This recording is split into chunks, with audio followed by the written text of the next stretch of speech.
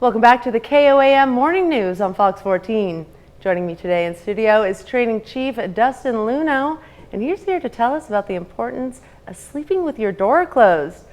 So, Dustin, I've heard this before. Having the door closed is actually safer for everyone in the household. Why is that? Yeah, absolutely. The whole purpose is that by keeping the door closed, we're eliminating the ability for one, fire to spread, but two, the most important is keeping the smoke out of the rooms in which people are sleeping.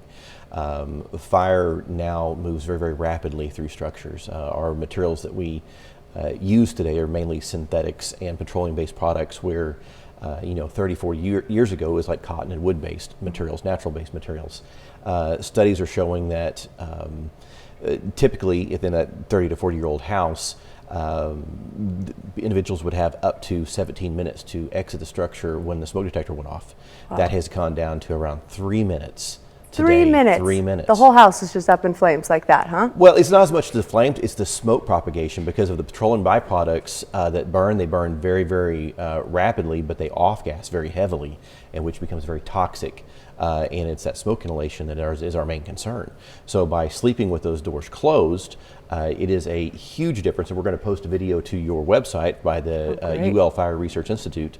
It's a really great video if you have a few minutes. It's about 5 minutes long. It shows you the importance in a full test scenario of having one door closed and one door open and exactly what that can mean as far as survivability. Okay, so say you're in a house, a multifamily, people are living there, and there's smoke.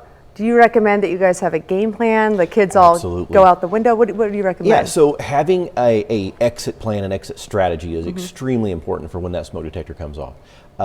So that's practicing it as a family, and that's routinely because the kids enjoy it. It's something that I did with my kids when they were little, and then having that meeting place outside where everybody knows. Well, once you go outside, you go to the mailbox or the tree in the front yard or whatever that is. Because when we roll up, or any of our local fire departments, the first thing that they're asked is everybody out, and that's going to dictate what our next moves are. So yeah, practice your exit strategies, and then have that meeting place in the front yard. And if there is a fire and your door is closed, is it still the whole touch the doorknob handle? I remember hearing that. Yeah, absolutely. So yeah, if you use the back of your hand, you touch the door, you'll tell very, very quickly if it's hot, or if there's fire on the other side. And there may be instances where you might need to not use that exit, and then you use a window as a secondary exit, or even shelter in place. And you have quite a bit of time once you do have that door shut, that we will come in and we'll get you. Wow, it's fascinating. Well, Dustin, as always, thank you so much for coming in studio and teaching us all this. Thank you very much. And you stick around at home because we have more news coming up.